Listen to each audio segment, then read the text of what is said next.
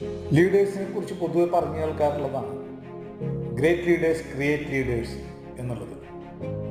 ഇങ്ങനെ ഇവർ ലീഡേഴ്സിനെ ഡെവലപ്പ് ചെയ്ത് കൊണ്ടുവരാൻ പൊതുവെ ചെയ്യാറുള്ള അല്ലെങ്കിൽ ഉപയോഗിക്കാറുള്ള ഒരു സ്ട്രാറ്റജി 3I സ്ട്രാറ്റജി എന്നാണ് പറയുന്നത്. 3I.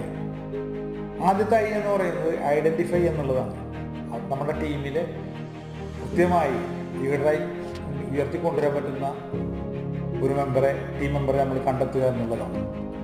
രണ്ടാമത്തായി ഇൻവെസ്റ്റ് എന്നുള്ളതാണ്.